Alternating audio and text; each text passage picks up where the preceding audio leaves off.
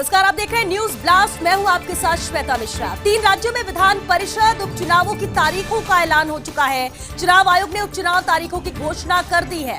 Andhra Pradesh, UP और बिहार में 28 जनवरी को उपचुनाव होंगे। विधान परिषद की 15 सीटों पर 28 जनवरी को उपचुनाव होंगे। इनमें उत्तर प्रदेश की सर्वाधिक 12 एमएलसी सीटों पर उपचुनाव होंगे। बिहार की 2 और आंध्र प्रदेश की 1 सीट पर उपचुनाव होगा। तो तारीखों का ऐलान कर दिया गया है। 3 राज्यों में विधान परिषद उपचुनाव की तारीखों का ऐलान हो चुका है। चुनाव आयोग ने ये तारीखों की घोषणा कर दी है, जिसमें आंध्र प्रदेश, यूपी और बिहार, जहां पर 28 जनवरी को उपचुनाव होंगे, तो विधान परिषद की 15 सीटों पर भी 28 जनवरी को ही उपचुनाव होने जा रहे हैं। गहलोत की फिर बल्ले बल्ले। केरल में गहलोत को सौंपी गई बड़ी जिम्मेदारी। मुख्यमंत्री गहलोत को सौंपा है चुनाव प्रबंधन का काम। सोनिया गांधी, राहुल गांधी ने गहलोत पर भरोसा जताया है। गहलोत को केरल में सीनियर ऑब्जर्वर बनाया गया है। खुद राहुल गांधी भी केरल के वायनाड से सांसद हैं। केरल में गहलोत के साथ लुइजिनो फैलेरियो और जी परमेश्वर को भी ऑब्जर्वर बनाया गया है। आगामी विधानसभा चुनाव को लेकर कांग्रेस ने तैयारी शुरू कर दी है। पश्चिम बंगाल, केरल, असम, तमिलनाडु और पुडुचेरी में तैयारी की जा रही है। असम का भूपेश बघेल, मुकुल वासनिक और शकील अहमद को जिम्मा दिया गया है। वहीं तमिलनाडु और पुडुचेरी में वीरप्पा मोइली, एम पल्लम राजू और नितिन राउत को यह जिम्मेदारी दी गई है। तो पश्चिम बंगाल में बीके हरिप्रसाद, आलमगीर आलम, विजय इंद्र को भी ये जिम्मेदारी दी गई है। तो जिम्मेदारियां यहां पर तय कर दी गई है। कांग्रेस की तरफ से पूरी तैयारी की जा रही है आगामी विधानसभा चुनाव के मद्देनजर। आखिर खत्म हुआ पीसीसी कार्यकारिणी का इंतजार। आज हो रहा प्रदेश कांग्रेस कमेटी का पुनर्गठन। कुछ ही देर में जारी हो रही है पीसीसी की नई कार्यकारिणी। अजय माकन ने प्रदेश कार्यकारिणी की सूची सौंपी है। संगठन महासचिव केसी वेणुगोपाल को ये सूची सौंपी है। अजय माकन ने केसी वेणुगोपाल से सूची पर हस्ताक्षर कराए गए हैं। करीब 35 पदाधिकारियों के नाम इस सूची में शामिल होंगे। अनुशासन समिति की भी साथ ही घोषणा कर दी जाएगी। भवन निर्माण समिति का भी साथ ही ऐलान होगा। सूची के जरिए सभी गुटों को साधने की यहाँ पर कोशिश होगी। प्रदेश के सियासी गलियारों में कुछ नामों को लेकर जरूर यहाँ पर चर्चा हो रही है, जिसमें अशकली टांग का नाम है। डॉक्टर करण सिंह और महेंद्रजीत सिंह मालवीय को लेकर चर्चाएं जोरों पर है। तीनों नेताओं ने पिछले 2 दिनों में माकन से मुलाकात की। ऐसे में तीनों के नामों को लेकर यहाँ पर संभावना जताई जा रही है और वरिष्ठता के तौर पर तीनों उपाध्यक्ष पद की दौड़ में शामिल है। कुछ नाम है जिनको लेकर चर्चाएं जरूर जोरों पर है, लेकिन इतना जरूर कहा जा सकता है कि लंबा इंतजार जरूर था, लेकिन अब पीसीसी कार्यकारिणी का इंतजार खत्म होने जा रहा है। आज ये सूची जारी हो जाएगी, ऐसी संभावना जताई जा रही है। प्रदेश कांग्रेस कमेटी का पुनर्गठन आज ही होगा। कुछ ही देर में पीसीसी की नई कार्यकारिणी घोषित की जाएगी। अजय माकन ने प्रदेश कार्यकारिणी की सूची भी सौंपी है। संगठन महासचिव केसी वेणुगोपाल को ये सूची सौंपी गई है, जिसमें उनके हस्ताक्षर कराए गए हैं। इसमें करीब 35 पदाधिकारियों के नाम होंगे। ये पहली सूची में आखिर कब पूरा होगा राजनीतिक नियुक्तियों और मंत्रिमंडल विस्तार का सपना? जी हां, धीरे धीरे उम्मीदवारों में निराशा आने लगी है। कांग्रेस सहित बसपा विधायकों में भी निराशा आने लगी है। आलाकमान ने पहले 31 जनवरी तक राजनीतिक नियुक्तियों की घोषणा की थी और उसके तुरंत बाद मंत्रिमंडल विस्तार भी होना था, लेकिन मौजूदा हालातों को देख नहीं लगता कि ऐसा, क्योंकि इसी बीच एक बार फिर से चुनाव की घोषणा हो गई है। 20 जिलों के 90 निकायों में चुनाव की घोषणा कर दी गई और उसके बाद आ जाएगा विधानसभा सत्र। उसके बाद सुजानगढ़, सहाड़ा और राजसमंद में उपचुनाव भी होंगे। और इस प्रकार अगर अगले 3 से 4 महीनों की बात करें तो राजनीतिक नियुक्तियों और मंत्रिमंडल विस्तार की कोई भी उम्मीद नहीं बची है। अलबत्ता पीसीसी कार्यकारिणी घोषित हो जाएगी आज ही, जिस तरह से कहा भी जा रहा है कि आज पहली सूची आ जाएगी, लेकिन चेयरमैन और मंत्री बनने के इंतजार में बैठे लोगों के मन में इसे लेकर अब कोई उत्सुकता नहीं रह गई है, कोई उत्साह नहीं रह गया है। कुल मिलाकर हर विधायक बनना चाहता है किसी बोर्ड का चेयरमैन या फिर सरकार में मंत्री, लेकिन उम्मीदवारों की संख्या बहुत ज्यादा है, पद उस लिहाज से बेहद कम है और इसलिए सभी लोगों को संतुष्ट करना भी बेहद मुश्किल होगा। इन सारी संभावनाओं पर भाजपा की पहले से ही नजर है और कुल मिलाकर राजस्थान के राजनीतिक परिदृश्य की तस्वीर बहुत धुंधली नजर आ रही है और इसलिए गहलोत और पायलट कैंप दोनों में अब दिखने लगी है बेचैनी।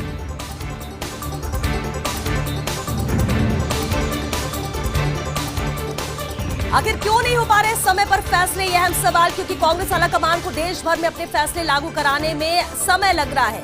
कई राज्यों में अटका है प्रदेश अध्यक्षों की नियुक्ति का फैसला। महाराष्ट्र में पेंडिंग चल रही है नए अध्यक्ष की नियुक्ति, क्योंकि मौजूदा अध्यक्ष बाला साहेब थोराट राजस्व मंत्री बन चुके हैं। और इसी तरह झारखंड की बात करें, यहाँ पर रामेश्वर उरांव की जगह नया अध्यक्ष लाने की भी चर्चा थी। मध्य प्रदेश में भी कमलनाथ की जगह दूसरा प्रदेश अध्यक्ष बनाने की भी अटकलें थी।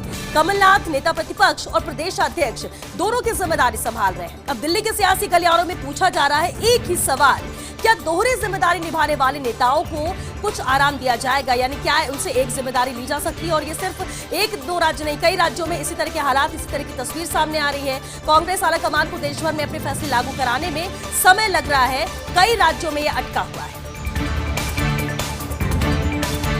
सचिवालय से राजेंद्र छावड़ा की अहम रिपोर्ट है। अन्य सेवाओं से आईएएस में प्रमोशन का यह प्रकरण है। विश्वस्त सूत्रों से 4 चयनित नाम मिले हैं और ये नाम है शरद मेहरा, डॉक्टर घनश्याम, हेमपुष्पा शर्मा, सीताराम जाट। ये आईएएस बनेंगे। 30-31 दिसंबर को दिल्ली में इनके इंटरव्यू हुए थे।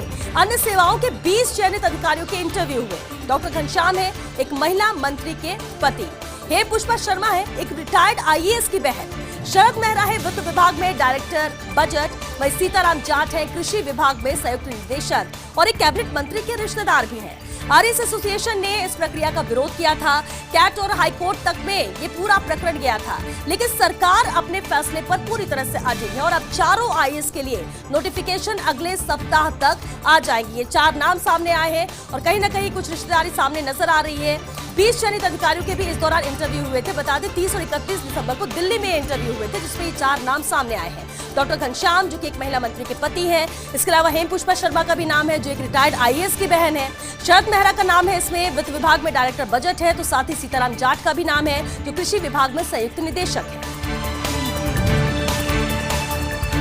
प्रदेश में 600 से अधिक चिकित्सकों की ज्वाइनिंग का इंतजार है। चिकित्सा विभाग में नवनियुक्त डॉक्टर्स की भर्ती से जुड़ी हुई अहम खबर है। प्रदेश भर में जब अब तक 1400 से अधिक चिकित्सक संभाल चुके हैं काम, तो कुल 1991 चिकित्सकों को हाल ही में नियुक्ति दी गई है। शेष डॉक्टर्स के पास ज्वाइनिंग के लिए अब कल का समय शेष रह गया है। 7 जनवरी तक ज्वाइनिंग नहीं देने वालों के नियुक्ति आदेश भी निरस्त हो सकते हैं, तो कल का बस वक्त और है उन डॉक्टर्स के पास जिन्होंने अब तक ज्वाइनिंग नहीं की है। चिकित्सक हालांकि 1400 के करीब है जिन्होंने कमान संभाल ली है, लेकिन कुल 1991 चिकित्सकों को अभी हाल ही में नियुक्ति दी गई थी। बाकी जो बचे चिकित्सक हैं जिनका अभी ज्वाइनिंग नहीं हुई है, उनके पास सिर्फ कल तक का वक्त शेष है। 7 जनवरी तक ज्वाइनिंग नहीं देने पर नियुक्ति आदेश निरस्त हो सकते हैं। वहीं ज्वाइनिंग नहीं देने वाले चिकित्सकों की नौकरी भी जाएगी। चिकित्सा विभाग से आज की बड़ी खबर है। 7 जनवरी तक चिकित्सकों को दिया गया ज्वाइनिंग का मौका। विभाग के निदेशक जन स्वास्थ्य डॉक्टर के शर्मा ने इसे लेकर पत्र लिखा है। सभी प्राचार्य, सीएमएचओ, पीएमओ को पत्र लिखा है। नवनियुक्त चिकित्सकों की ज्वाइनिंग के बारे में उन्होंने सूचना मांगी है। 8 जनवरी तक सभी को सूचनाएं मुख्यालय भेजने के निर्देश भी दिए गए हैं। वहीं नव चयनित 1991 चिकित्सकों को नियुक्ति दी गई है, लेकिन इंतजार है जिन चिकित्सकों ने अभी कमान नहीं संभाली है उनके लिए बस कल का वक्त और है, और अगर कल तक वो ज्वाइनिंग नहीं करते हैं तो उन्हें मौका नहीं दिया जाएगा। बड़ी खबर चिकित्सा विभाग की आज की है, जब ज्वाइनिंग नहीं देने वाले चिकित्सकों की नौकरी भी जाएगी। साहब लीला नहीं, मेरा नाम है लाली। चिकित्सा विभाग की तबादला सूची से कार्मिक चक्कर गिननी देखने को मिली। पिछले दिनों जारी की गई चिकित्सा कर्मियों की बड़ी सूची, और इस सूची में आधा दर्जन से अधिक कर्मचारियों के नाम गलत हैं।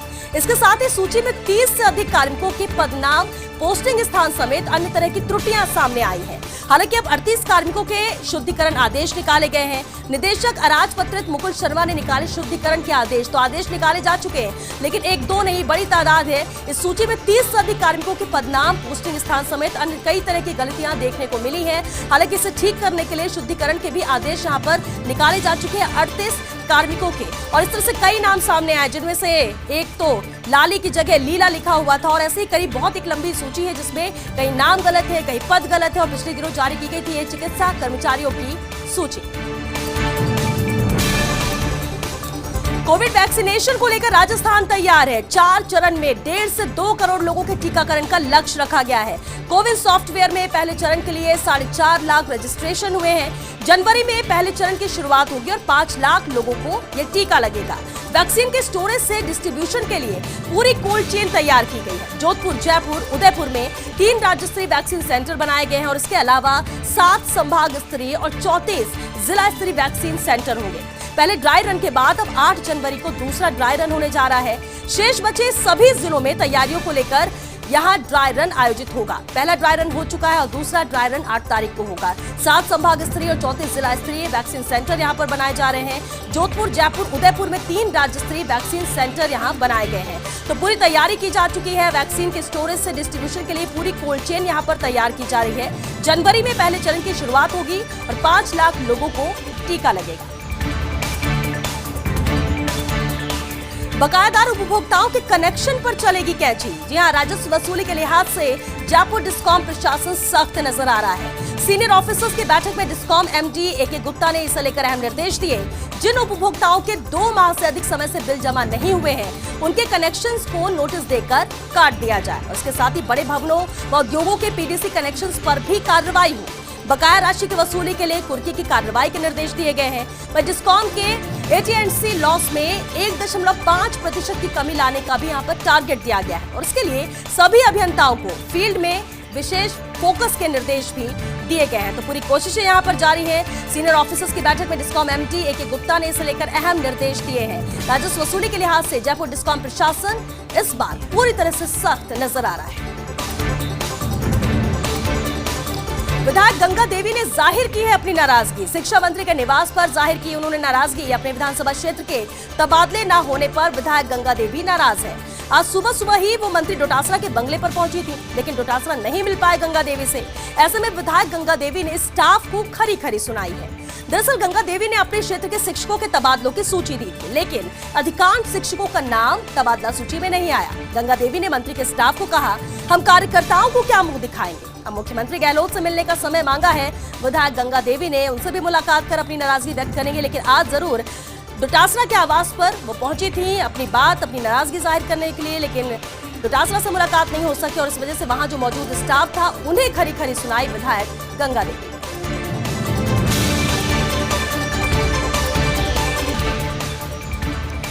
जेडीए में कालीचरण सराफ का रुतबा। जेडीए के अफसर आज भी उनकी कोई बात नहीं टालते। महालक्ष्मी नगर में C3 प्लॉट पर बड़ा अवैध निर्माण हो रहा है। G+2 की जगह यहां पर G+3 का अवैध निर्माण जारी है। शिकायतकर्ता ने जोन उपायुक्त सुरेश चौधरी तक अपनी शिकायत पहुंचाई और चौधरी ने पलट कर कहा कि आप मुझे करवा दो फोन कालीचरण सराफ से। इसे कहते हैं ग्रास रूट लीडर का प्रभाव और रुतबा कि अगर उनका फोन पहुंच जाए तो वो काम करने के लिए तैयार है। और आज भी ग्रास रूट लीडर इसलिए कहे जाते हैं जिस तरह का उनका प्रभाव है, जिस तरह का उनका रुतबा है, क्योंकि जब शिकायतकर्ता ने जोन उपायुक्त सुरेश चौधरी तक अपनी शिकायत पहुंचाई तो उन्होंने सिर्फ पलट कर एक ही बात कही कि आप कालीचरण सराफ से मुझे फोन करवा दें।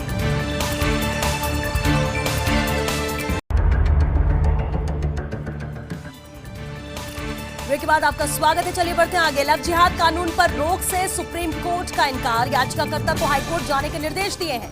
सुप्रीम कोर्ट का यूपी उत्तराखंड सरकार को भी नोटिस है। लव जिहाद पर हाईकोर्ट में याचिका लंबित है, ये सीजेआई का कहना है। साथ ही सीजेआई ने कहा कि लव जिहाद पर अभी हाई कोर्ट का रुख करे, ये साफ कहा है सीजेआई ने। तो लव जिहाद कानून पर रोक से सुप्रीम कोर्ट ने इनकार कर दिया है। याचिकाकर्ता को हाईकोर्ट जाने के निर्देश दिए हैं सुप्रीम कोर्ट ने। सुप्रीम कोर्ट का यूपी उत्तराखंड सरकार को नोटिस है। लव जिहाद पर हाईकोर्ट में याचिका लंबित है। लव जिहाद पर अभी हाईकोर्ट का ही रुख करे। रक्षा मंत्री ने पूरी की जयपुर की बेटी की ख्वाहिश। जयपुर के अंशु ने ट्विटर पर राजनाथ सिंह से की थी हिमाचली टोपी की मांग और राजनाथ सिंह ने जयपुर की बेटी के घर भिजवाया तोहफा। महज 1 सप्ताह के अंदर पूरी की अंशु की इच्छा। दरअसल राजनाथ सिंह की एक फोटो की ट्वीट की गई थी। त्रिपुरा सीएम के ओएसडी संजय मिश्र ने हिमाचली टोपी पहने फोटो ट्वीट की थी। अंशु ने इसी ट्वीट पर कमेंट करते हुए हिमाचली टोपी की इच्छा जाहिर की थी और राजनाथ सिंह ने अंशु को 1 सप्ताह के अंदर भिजवा दी हिमाचली टोपी। तो जयपुर की बेटी की इच्छा पूरी की है।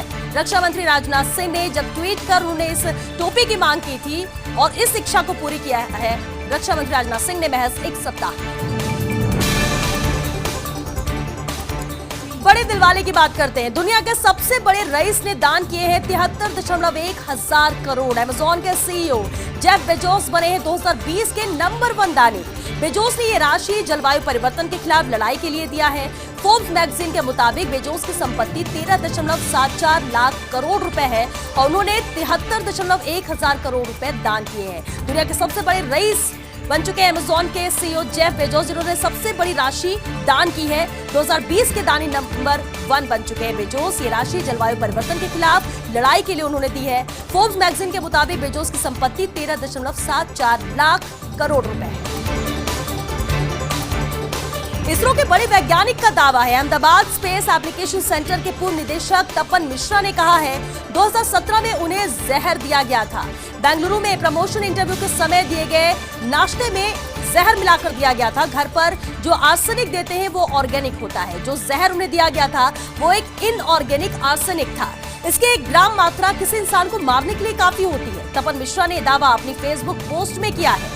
तो अहम खबर है, जहां बेंगलुरु में प्रमोशन इंटरव्यू के समय नाश्ते में जहर मिलाकर दिया गया था, ये उन्होंने दावा किया है। इसरो के बड़े वैज्ञानिक का ये दावा है। अहमदाबाद स्पेस एप्लीकेशन सेंटर के पूर्व निदेशक है तपन मिश्रा, जिन्होंने ये दावा किया। उन्होंने कहा कि 2017 में उन्हें जहर दिया गया था। घर पर जो आर्सेनिक देते हैं वो ऑर्गेनिक होता है और जो जहर उन्हें दिया गया था वो इनऑर्गेनिक आर्सेनिक था।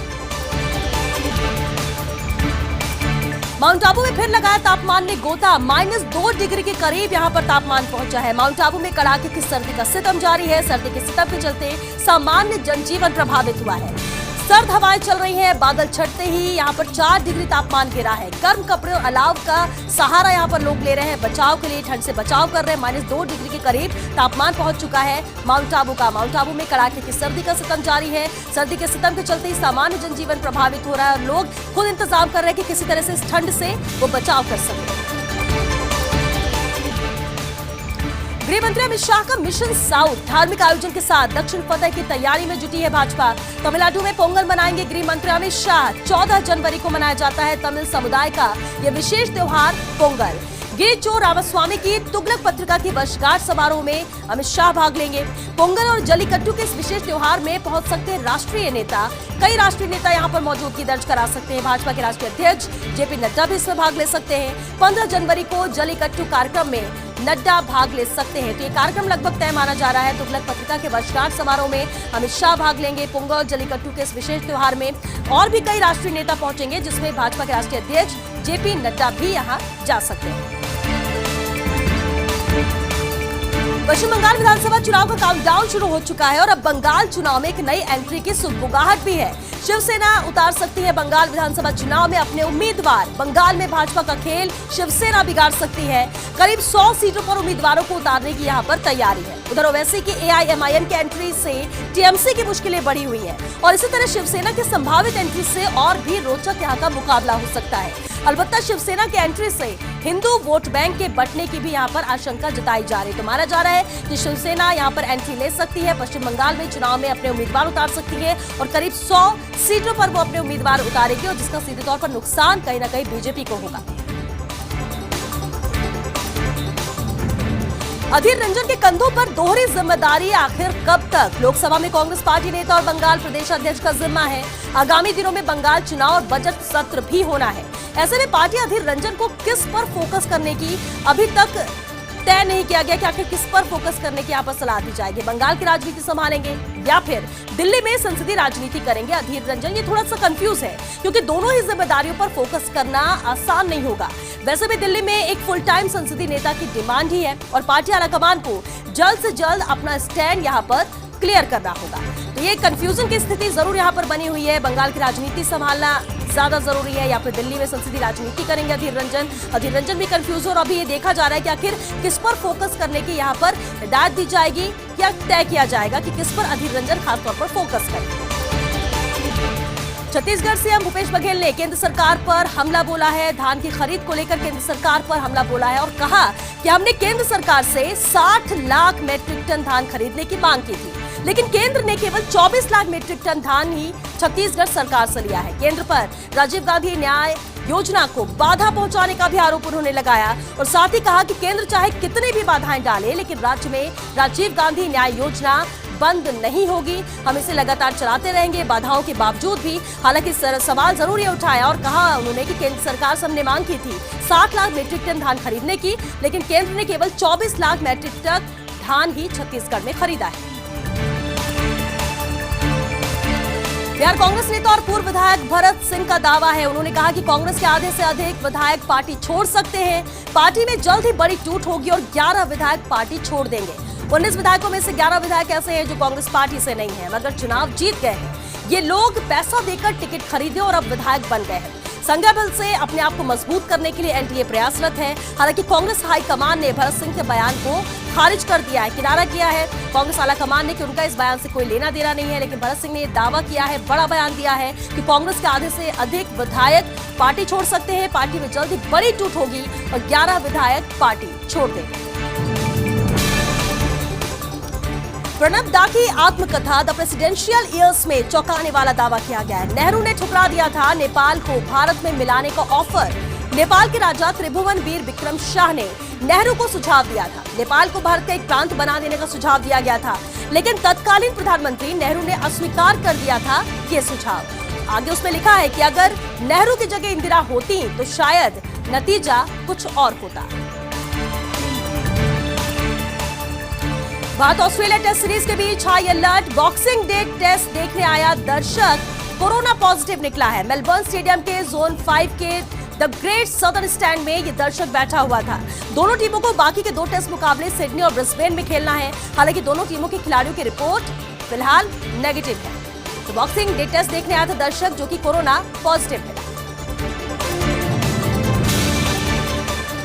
और चलिए इसके साथ न्यूज ब्लास्ट में आज के लिए बस इतना है।